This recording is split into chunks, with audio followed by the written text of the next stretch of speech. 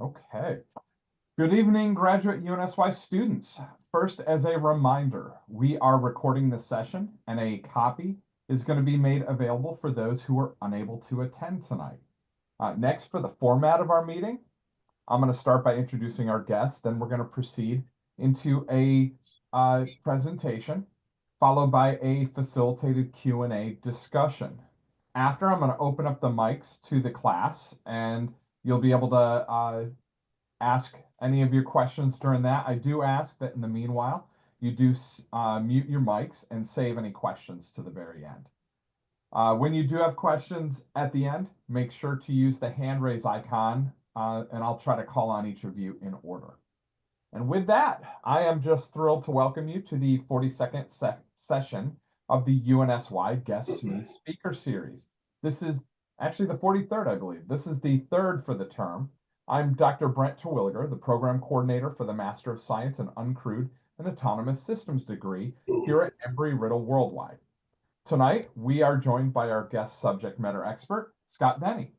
Mr. Denny is the Advanced Air Mobility Program Manager for the Virginia Department of Aviation. His primary position is Public Policy and Integration of Advanced Air Mobility, or AAM, aircraft into the Virginia Air Transportation System. Prior to taking this position in April of 2024, he was a Senior Aviation Planner for the Commonwealth of Virginia for 23 years and oversaw planning and environmental projects for the Department of Aviation for 33 of the Commonwealth's 65 public use airports. Prior to his current stint with the department, Scott was a zoning officer with James City County. Scott was a 1991 graduate of North American Institute of Aviation and holds commercial pilot CFI and CFII certificates, as well as a Part 107 certificate. He has accumulated over 4,000 flight hours throughout his career, serving as a flight instructor, a Norfolk Region traffic pilot, and in course of his current position with the department. And with that, let's give a warm welcome to Scott. I'm excited to explore this exciting field together over the course of our discussion. Well, thank you very much, Brent. I really appreciate that. With that, as Brent indicated, we'll just jump right into the presentation. As Brent indicated, I am the Advanced Air Mobility Program Manager for the Virginia Department of Aviation, and we are currently trying to integrate all these brand new technologies into the air transportation system. There are a lot of definitions out there as to what AAM is. We've heard them all, I'm sure. Regional air mobility, urban air mobility. But in Virginia, what we deem that is really, we're trying to integrate everything that would utilize the air transportation system plan. So from our perspective, integration is the big key word. There's lots of things that are new under the sun, but really when it comes down to it, air transportation is really the moving of people and commodities through the air. And what we're trying to do is just incorporate, things like drones and eVTOLs into the existing system. So with that, next slide, please. Okay, so I've touched on a little bit of what AAM is. Of course, you hear of the drones all the time. You hear of the short takeoff, the eVTOLs, but it's everything, and it's piloted, and it's autonomous. It's hydrogen. It's full electric. So it runs the gamut, and that's what we view it as. We're looking at everything that's going to revolutionize what transportation is by air currently. Next slide. Okay, so a little bit about what AAM is in Virginia. Essentially, we're very fortunate here. We have NASA located at NASA Langley Research Center, very close in Tidewater, Virginia. And we also have the Virginia Innovation Partnership Corporation, which is a quasi-Virginia agency that promotes the research and development of AAM and unmanned systems throughout Virginia. And as you can see, they've done a research, and we're estimating that it has potential for up to $16 billion in new business into the Commonwealth. Next slide. Okay, so what is the Department of Aviation's role in all of this? So we're not trying to drive the AAM integration. What we're trying to do is make sure that that we have established policy and provide the infrastructure that will allow localities and businesses to develop that AAM throughout the Commonwealth. So essentially, we see this as a demand-driven business. And what we want to do as a government agency is help promote that business through policy and through infrastructure. Next slide. Okay, a little bit more about Virginia. We have a very mature aviation system in the Commonwealth. We have 65 public use airports, and we have 9 commercial service or air carrier service airports. And essentially 93% of our population is within 45 minutes of a commercial service airport and within 30 minutes of a general aviation airport. We were very fortunate in that a lot of these airports were established as training bases during World War II. So we have a lot of former military airports that were turned over to localities shortly after the war. So by 1950, we had a significant number of public use airports that were essentially already built and already developed. And as you can imagine, back in the 40s, these airports were out in the middle of nowhere. But as urban sprawl has come along, these airports have become closer and closer to metropolitan areas. And so as a side note of that, we're very fortunate in that we have very short drive times to general aviation and commercial airports. Next slide.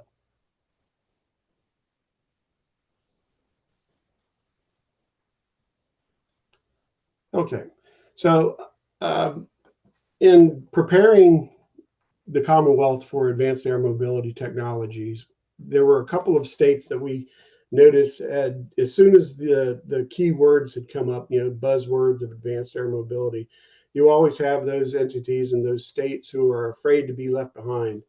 So they go out and they invest in infrastructure and things that they think are going to develop into economic booms. But in the long run, all of these things fall under the purview of the FAA. So Virginia took a little bit different stance. We went to the manufacturers of advanced air mobility vehicles, both drones and the larger people mover, for lack of a better word, aircraft. And we asked them, what is it you want? What is it you need to operate in the Commonwealth and operate in an economically viable way that will keep you around and keep you as part of the air transportation system now and in the future? And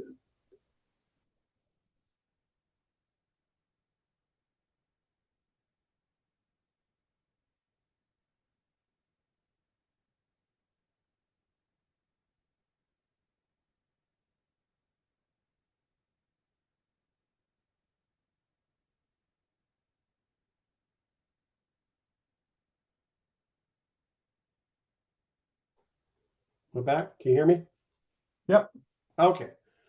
So so almost unilaterally, what happened was the manufacturers said, we need 2 things. We need broadband and we need 3-phase power. And that was for both the drone operators and the advanced air mobility people movers.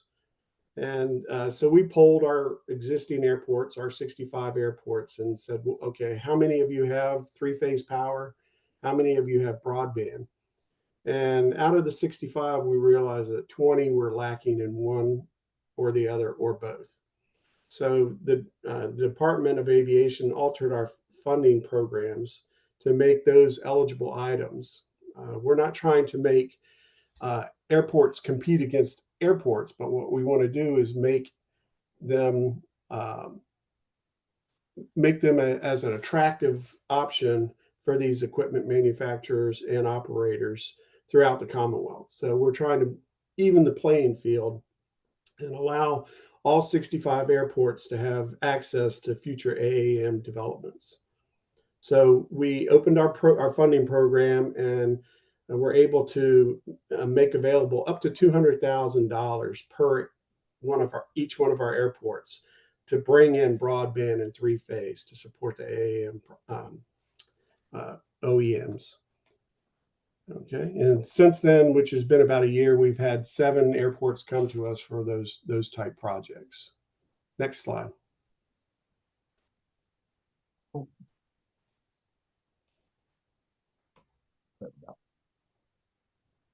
Okay, so we've learned a couple of things through our process here, and one of the first things we needed to do is we needed to find out what we didn't know, and so we undertook a project with FAA to develop the first vertiport in the United States, first commercial operated vertiport in the United States. And we did it at Blackstone Airport. And Blackstone is a joint use civilian and military airfield in the Commonwealth. And we chose that particular airport for a variety of reasons. One, it is partially operated by the military, and the military were already operating drones. So from a public policy standpoint, it made sense. One of the issues in creating a new landing area in the Commonwealth is you have to go through the environmental process. And one of the environmental factors that are evaluated in the process is noise. So we selected Blackstone because the noise of the drones were already operating, although they were operating off of the current runway and did not have the vertiport per se. So FAA is a very cautious entity, and they had developed a guideline, which is otherwise known as Engineering Brief 105, for what a vertiport should look like. And you'll note from the pictures in this particular slide, the markings. These are the particular markings from the engineering brief from the FAA. And so we were able to license the first vertiport. In the Commonwealth of Virginia, any takeoff and landing area is required to be licensed through the Commonwealth. So we were fortunate in working both with the base commander, the locality, the Department of Environmental Quality for Virginia, and the FAA in getting this vertiport constructed. And proud to say that as of April 1st, it will be coming out in all of the FAA publications. Next slide, please. Okay, we're also doing a couple of other projects. We see really the advances in advanced air mobility in 2 forms, right? We see them as in the drone form, and we also see them in the larger people movers, the Jobies, the Betas, the Electra aircraft. So what we decided to undertake were 2 pilot programs. One in which we would fund a series of sensors and low ground radars to support beyond visual line of sight drone operations. And in this particular slide, you can see the green corridor that is currently being developed under this program and project. We're calling it the Stafford Warrenton Winchester project. And you'll note that it's just outside of the Washington SIFRA, special use airspace. So we're hoping to get a lot of good data from this. We're in the installation process of installing all of these low ground weather and traffic monitoring systems and low ground radar systems, low altitude radar systems to track all of these drones and allow multiple users to be working simultaneously along this corridor. Next slide, please. The second program we're having is, or that we're conducting is in conjunction with the Virginia Tech, and it's called the Smart Airspace Program. And this is more geared towards the larger people mover uh, advanced air mobility aircraft. I'm sure most of you are aware, FAA has indicated from early on that they did not want drones to have uh, ADS-B capabilities. They were afraid that it would uh, totally saturate radars. So advanced air mobility aircraft, even the people movers, they're moving people. So they're going to still fly within the same airspace as their drones, typically 400 feet and below, and can utilize some existing infrastructure, but certain things are going to have to be addressed, such as en route instrument procedures for these low flying aircraft. And as you can imagine, aircraft that are operating on batteries currently have a short range. So if they're spending 30% of their time setting themselves up for an instrument approach procedure into an existing airport, it will greatly reduce or limit the range. So this particular project is geared towards the larger AAM aircraft, the people movers. And part of it is establishing these corridors, and they're going to be looking at these instrument approach procedures into existing airports. So we've mentioned Blackstone. Blackstone has a vertiport, so that's one of the legs, but the other leg would be Roanoke, which is an air carrier airport. So the intent of this is to really evaluate how well these advanced air mobility vehicles can interact with historic aircraft, the airliners in controlled airspace. So these are the two projects: the drones being the first one on the Stafford, Warrenton, Winchester project, and the Smart Airspace program. Those are the two pilot programs that the Commonwealth is currently undertaking. Next slide, please. Okay, so one of the things that we're going to have to do is deal with these localities. As advanced air mobility becomes more popular, we're going to see new types of airports be developed. Some of these aircraft, the Electra, I'm not sure if you're familiar with it, but it was the aircraft that was on the opening slide. That particular aircraft has some kind of unique features. It can take off and land fully loaded in less than 150 feet. So your traditional 3,000 to 5,000 foot runway at your general aviation airport, it may become moot, and will open up some new opportunities to reach some underserved communities.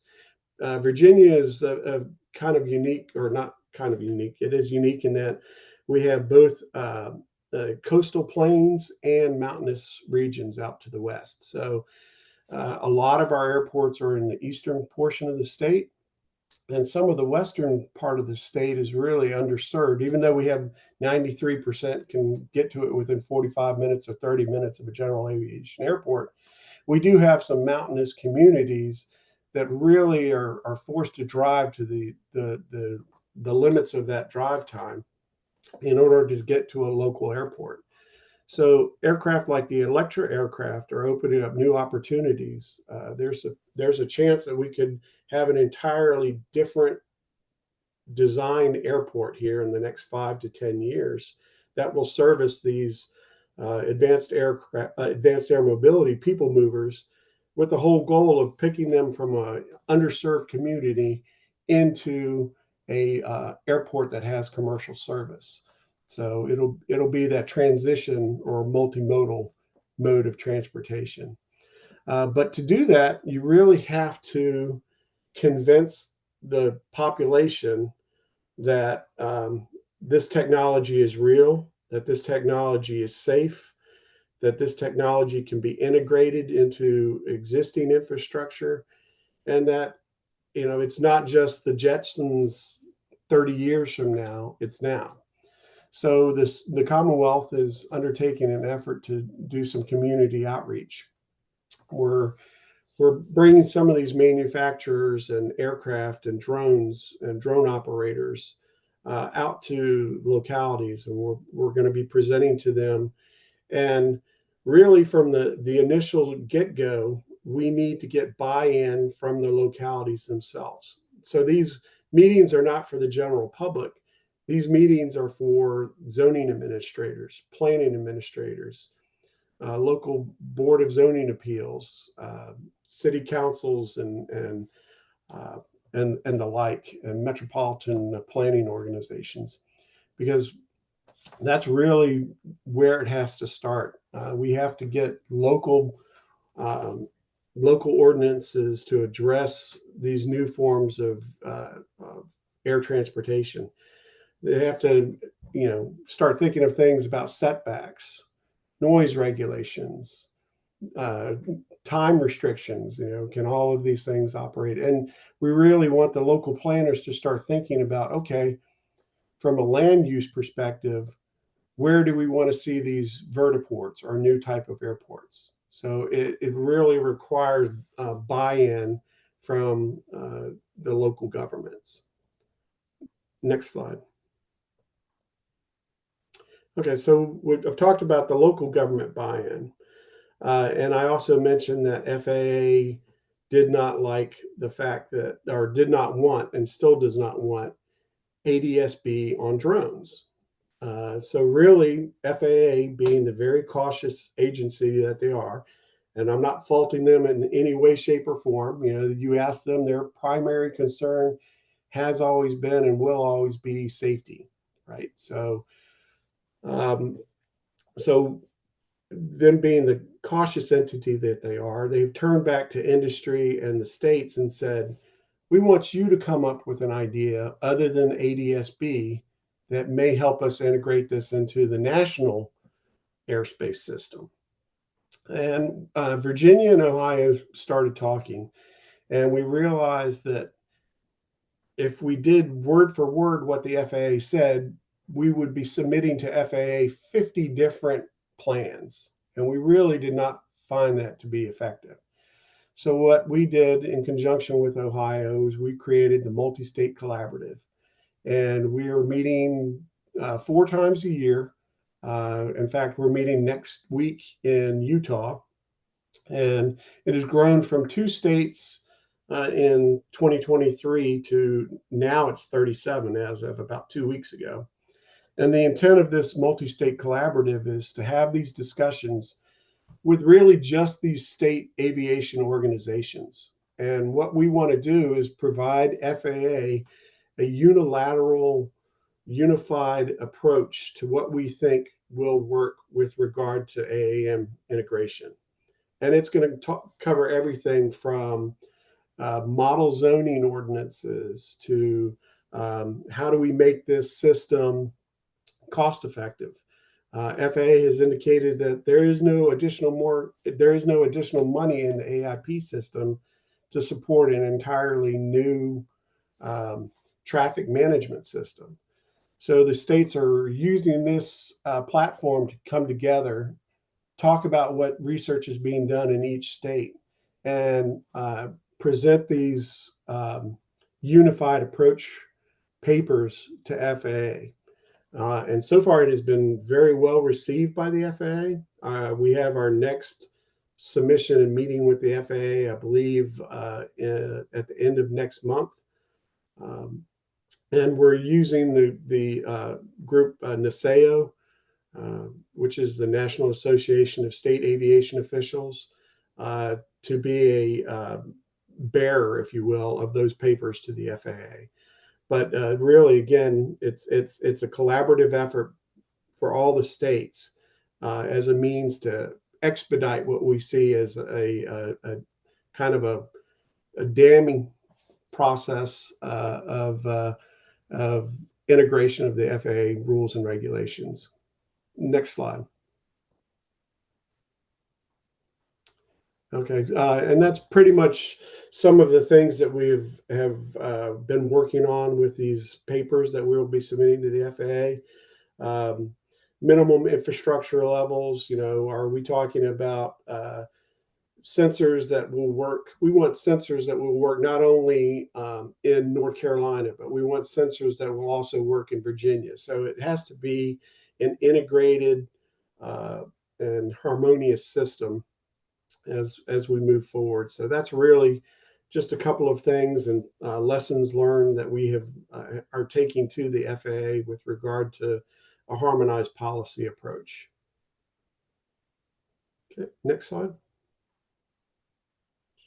That should be it, I believe. Yep. That is it. Okay. And with that, I'll be happy to answer any questions. Outstanding. Well, I'll get us kicked off. I got a couple that I was kind of going through as I was listening. You talked about community outreach, where public perception, support, and ultimately acceptance is just an essential factor in the success of AAM. What feedback have you received from the communities that you've spoken to, and what aspects are they excited about versus what are they worried about? Sure. I will start off by what they're worried about. How's that? Because that seems to be the very first thing we hear from each one of them.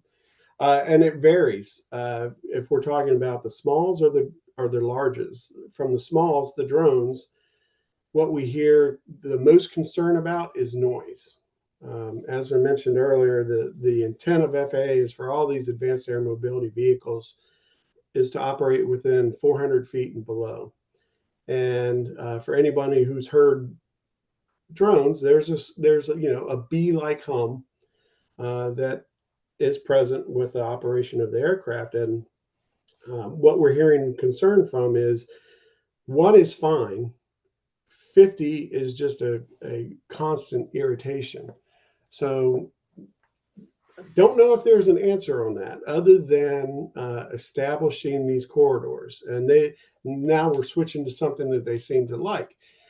A corridor, if we can establish an airborne corridor similar to like we do with an interstate system, the noise level is going to be retained to that particular corridor, and there's a general level of greater acceptance with that noise.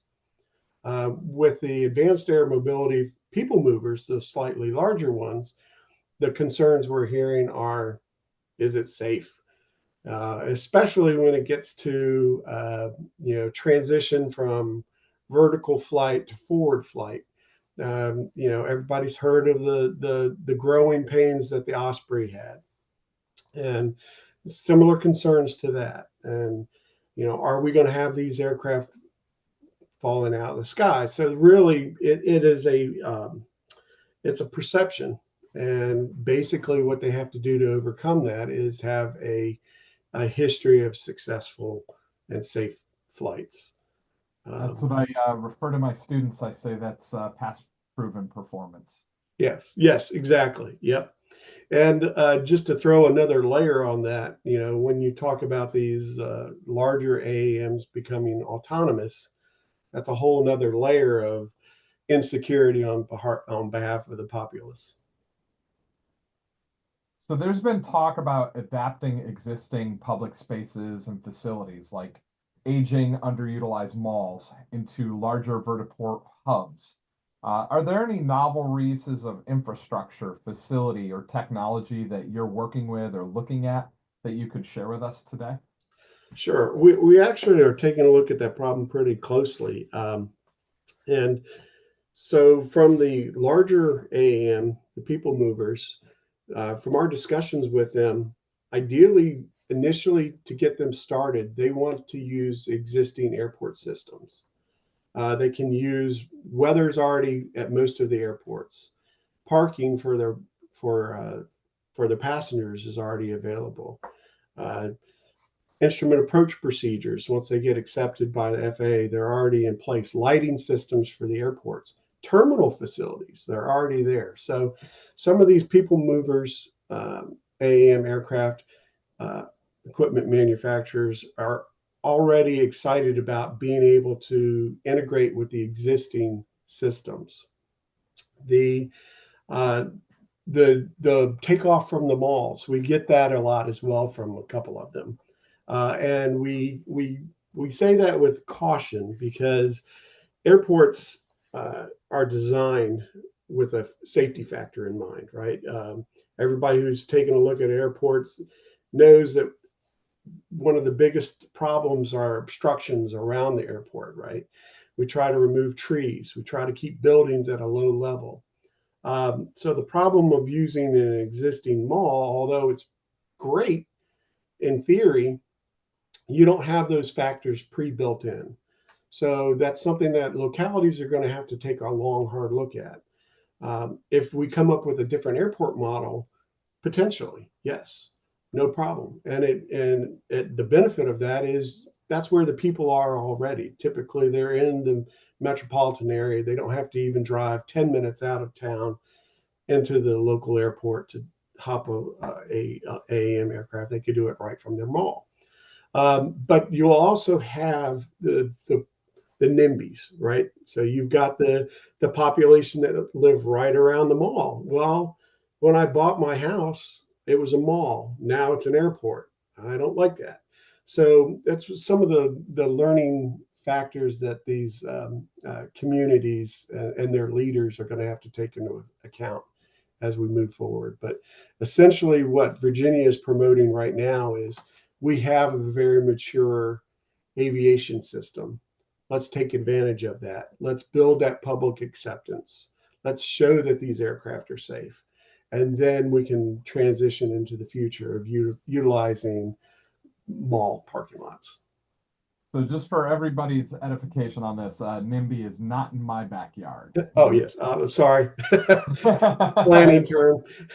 Yeah, very, very common. If you attend any public meetings, you'll often see it's one of the first kind of reactions to anything that's being introduced is you have to be just aware that there's always going to be not in my backyard. So it's just something to be aware of as you're thinking about new technologies being introduced somewhere that you have to think, how do I alleviate people's concern or hesitancy? Speaking of alleviating it, how might academic research, including what happens at, say, the class level with student projects that are analyzing use cases or technology application, as well up to funded projects that are supporting TRB, ACRP, FAA, or grants like that are provided by the National Science Foundation. How might that work help contribute to solving some of the major challenges in advanced air mobility, things like airspace management, automation, cybersecurity, human factors, and then a lot of others that are in this space? How do you kind of see that? Sure. And it's actually Virginia is a great example of that. One of our universities, Old Dominion University, is a coastal university in Norfolk, Virginia, and they're actually running a research project right now. Within the Chesapeake Bay, we have a small island called Tangier Island, and it has a population of about 400 people. It's primarily a small fishing village in the middle of the bay, where the only means of accessing the airport or the island itself is a small general aviation airport or by boat. And so historically, if somebody has needed medical attention, we've had a medevac helicopter either fly from Eastern Shore, Virginia, or from Maryland to pick up these people. Well, that's fine for an emergency, but your typical one of your problems is just getting everyday medicines out to the island, and the island has a older population with approximately 30 to 35 diabetics that require insulin. So Norfolk and ODU went to work with one of the local hospitals and came up with a research project. How can we get medical supplies to the island, to these people, get it in an efficient way, and do so facing the problems that would face real future events like this if it comes to beyond a research project. And it really highlighted a lot of things. We've got migratory birds. So uh, from the university standpoint, they're taking a look at migration routes for these birds. These drones are going 50 miles an hour over the bay at low altitude, and want to make sure that it doesn't create any environmental impact. And the island itself is only, I believe, it's 8 feet above sea level. So we have a lot of problems just keeping the island afloat. So when we're talking about building a new vertiport out on the island, they're coming up with some creative ways. There's obviously no fill to build up an area, but they're coming up with creative ways to research how to best build a vertiport on an island on a structure that will support drones large enough for medical equipment. So it's been a great learning lesson, not only for ODU but for the Commonwealth as well. Excellent. Well, I'm going to ask one more and then I'll hand it over to the students, and looking forward to seeing what they come up with. This is going to be a pretty easy one. On a personal note, what excites you the most about the future of advanced air mobility? What should college students that are interested in this also be focusing on? Oh, well, great question. Personally, what I'm excited most about are the people mover, the AAMs. I see the new technologies. I see the Electra aircraft that can take off at 150 feet with 9 passengers. To me, that's just insane. I'm a Cessna driver. I've flown, 6-seat Cessna for 20 years, and I need 2,000 feet of runway, a little bit more on a hot day.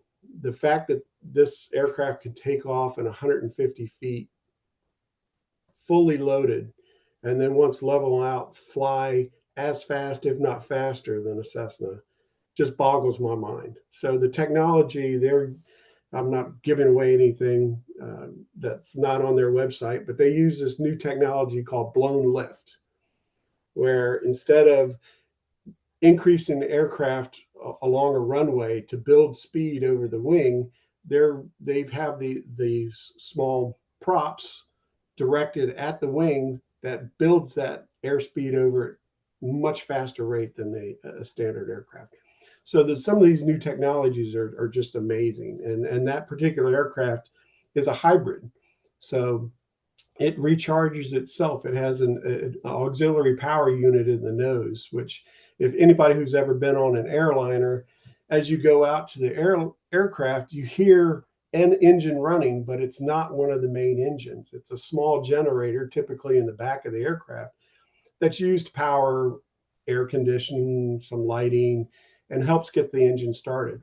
Well, in the Electra aircraft, that APU is mounted in the nose of the aircraft, and it charges the batteries that run the electric engines. So it's charging in the air. It's a hybrid system, which to me is just absolutely cool. I'm very excited about the future of that.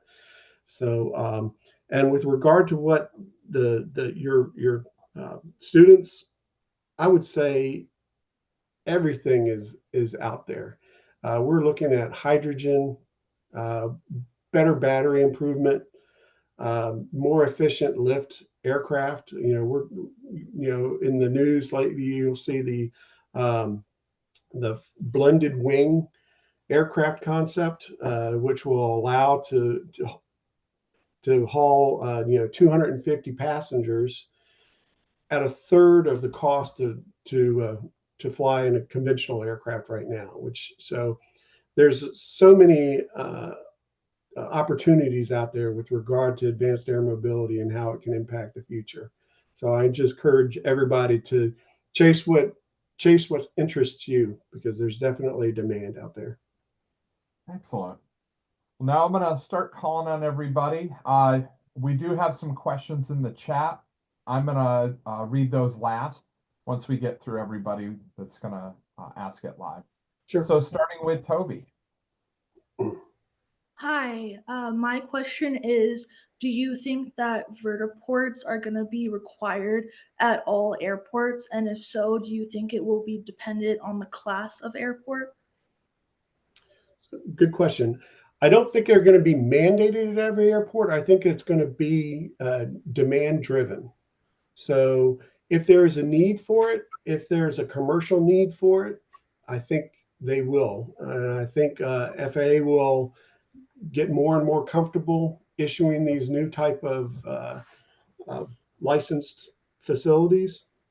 But I think it's going to be demand driven instead of mandatory. Okay, thank you. Mhm. Next up, Omena.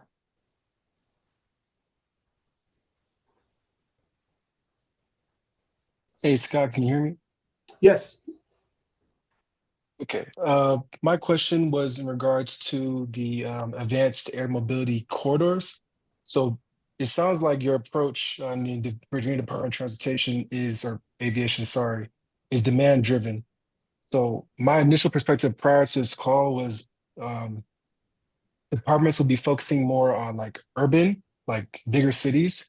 And it sounds like you guys are doing more based on getting rural to bigger airports. So with that approach in mind, is the initial iteration of these operations going to be more vertiport to vertiport, and then future iterations with bigger airports, urban areas going to be kind of like Victor Airways, Navade to Navade? What is that going to look like? So great question. And I think it really depends on what type of advanced air mobility aircraft. So the Stafford Warrington Winchester corridor is going to be more geared towards drones. So that would be either a off airport, if you will, like a Walmart, right? Wants to deliver to a smaller facility in which the items can be delivered by truck or directly to a end user. So from that perspective, they'll be off airport. With regard to the airport to airport, we see that model as being more utilized by the larger people movers. And touching back on that again, that's more geared towards, at least initially, because all of the infrastructure is already there. Makes sense. Thank you. Appreciate it.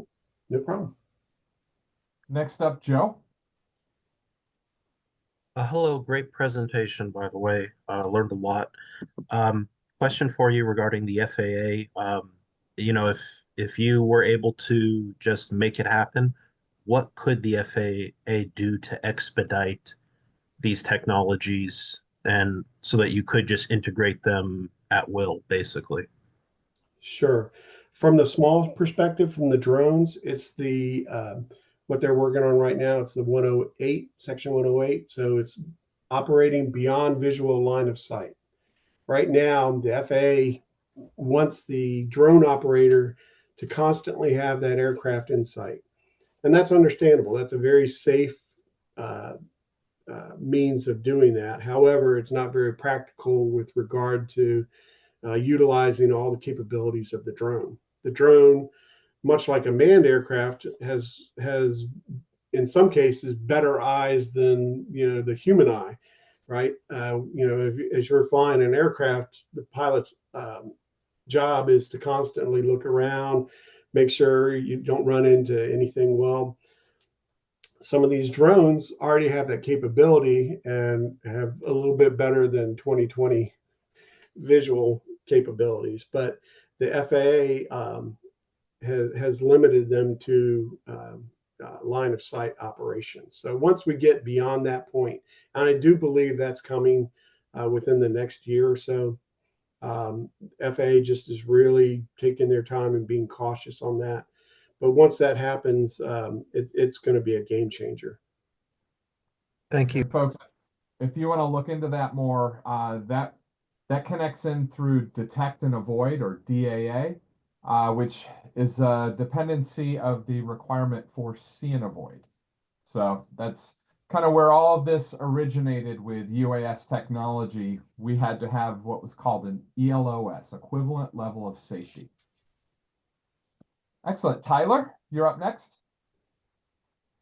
Hey Scott, thanks a ton for your time tonight. So so like in the future, what are the key milestones Virginia hopes to achieve with AAM integration, say over the next, I don't know, 5 to 10 years, and how are you looking to measure that? Sure. So again, we are responsible for policy and infrastructure. So we ultimately see how well these things are going to work, or how well they're going to be run by businesses or entities or private flight companies. That's really going to be demand driven. So what we're trying to do and what we're holding ourselves to and holding ourselves accountable for is making sure that things like the state code addresses um, these, making sure that local ordinances, have identified setbacks for these new vertiports. Uh, it's really those type of things. And for those who don't know, building a new airport is a very costly endeavor, and FAA is pretty much strapped for cash, and they've indicated that they will no longer support new airports unless it's absolutely necessary. They're actually doing the reverse. They're actually trying to wean airports off of the national airspace system. So, from the state standpoint, it's going to be challenging. Uh, if there are new facilities, we're going to have to take a larger role in financially constructing them. And that's going to require a lot of work with the localities. Um, Typically, if it's a vertiport, we have much greater chance of building several vertiports than we could a 5,000-foot runway somewhere. Awesome. Thank you for your time, Scott. Appreciate it. Absolutely. Laura? Hi, Scott. Laura Dwyer. I work for NOAA. Thank you for your presentation.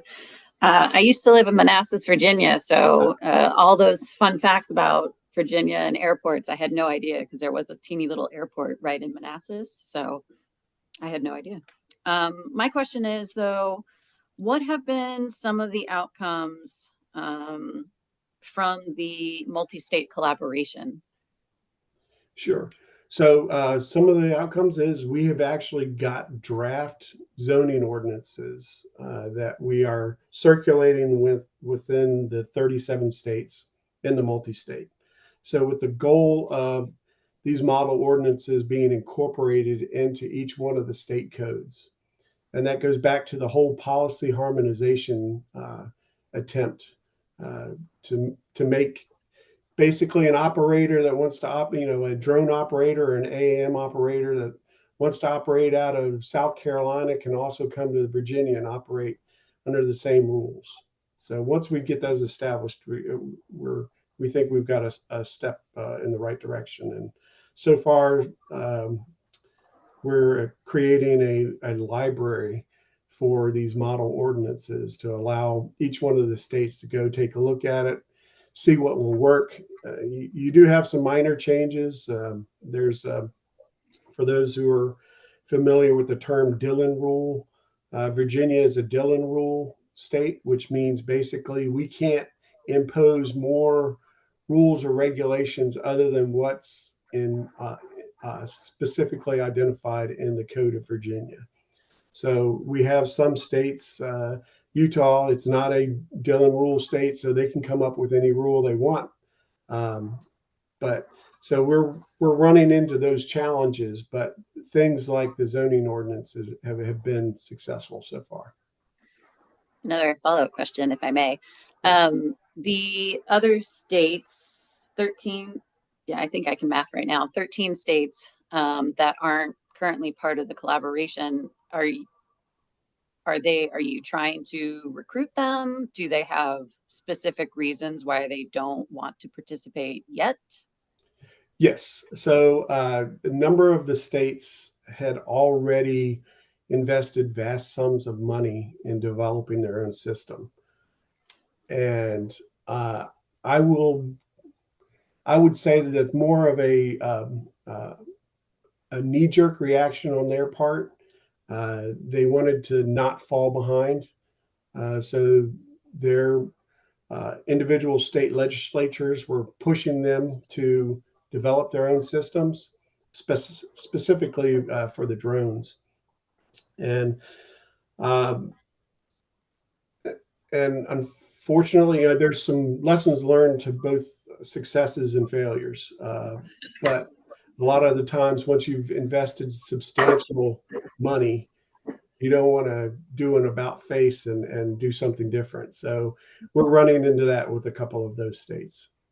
And a couple of them have honestly said, cool, I'll come back in a few years. Let me know your success, and then I'll join in. So. Okay, great. Thank you. Yep. All right. Over in our chat box, we have a couple questions here, which I'll read out. First, Robert asks, how does Virginia see an advanced air mobility system that differs from existing technologies like for helicopters? How does it differ? Really, not much. Helicopters have the ability to operate much higher than what these AAM aircraft, what FAA envisions these AAM aircraft will operate. They prefer them to operate at 400 feet and below. Helicopters can operate well above that. A lot of these aircraft can operate well above that.